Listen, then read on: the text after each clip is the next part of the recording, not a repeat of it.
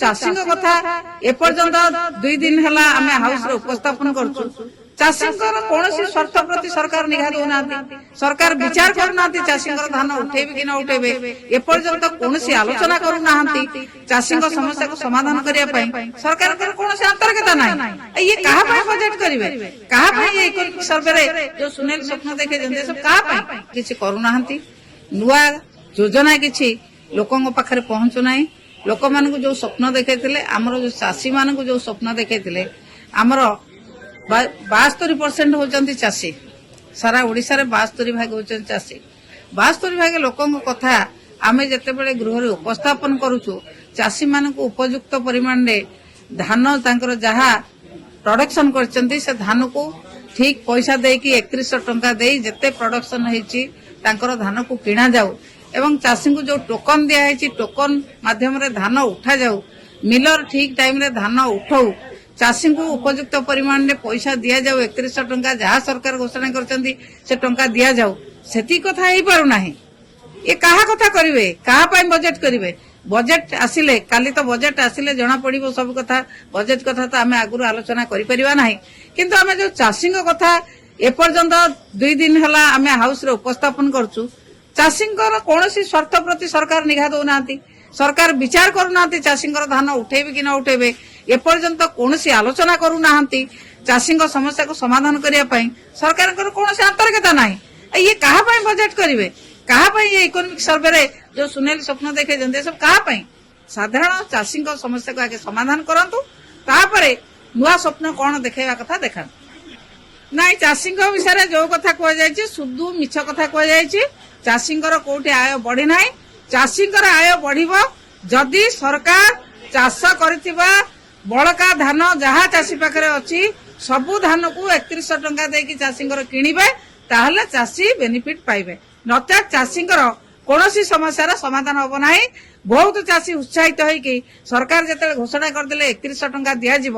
बहुत लोक उत्साहित होगी बहुत धान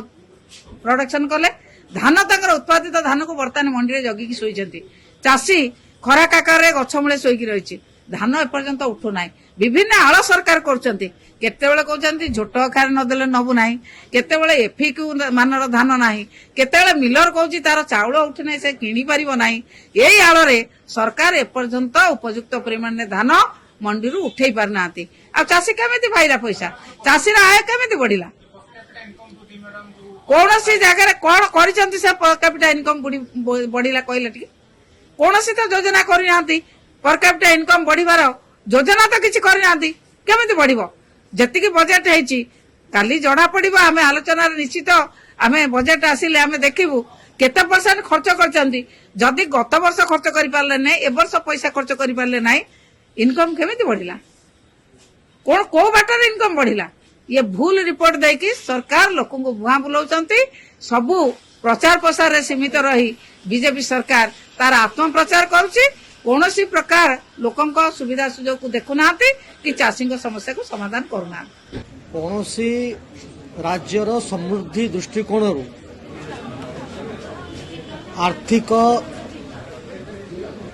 अर्थर आकार बा आर्थिक स्थिति एक गुरुत्वपूर्ण मापदंड एवं ये आर्थिक स्थिति कारण आर्थिक नीति कारण এই মাপদণ্ড কারণରୁ রাজ্যের অভিবৃদ্ধি লোকଙ୍କ অভিবৃদ্ধি এবং রাজ্যর সমৃদ্ধি নির্ভর করে আজি ওড়িশা সরকারଙ୍କ তরফରୁ ওড়িশা অর্থনৈতিক সর্ভে রিপোর্ট প্রকাশ পাইছি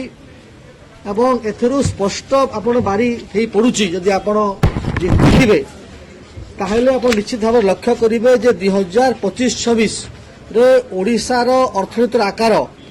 9.88 लक्ष कोटी टंका हेब आकलन करा जाइछि सबुठ गुरुत्वपूर्ण विषय है जे गत वर्ष तुलन ए वर्ष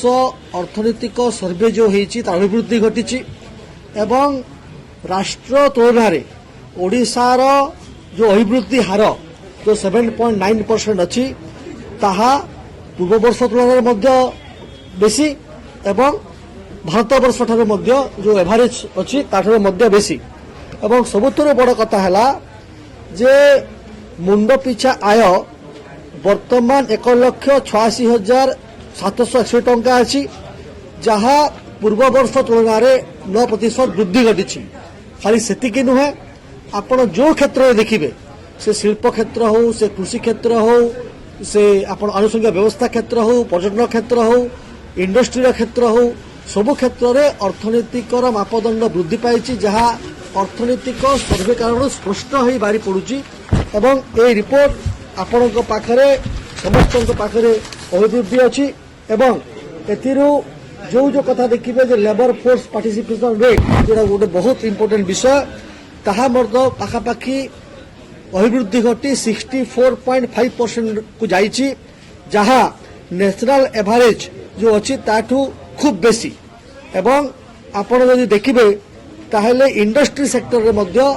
खूब बेसी अभिवृद्धि घटी आपण देखिए तो ओडिशा द्रुत गति रे आर्थिक विकास क्षेत्र आगक जाउछि विरोधी जो मिथ्या अपप्रचार करुछंती विरोधी जो मिथ्या कथा कही लोक भ्रमित करने चेष्टा कर ओडिशा लोक मानू ताहा समस्त मन कष्ट देइछि यदि विरोधी सत्साहस अच्छी ताहले ये जो सर्वे रिपोर्ट प्रकाश पाई एवं ये जो अर्थनीति ऊपर आसिक आलोचना करंतु गृह को बारंबार बंद करवा एवं गृह रे आलोचना करनदबा केदुर युक्तियुक्त ताहा लोक ही ओडिशा लोक विचार करिवे।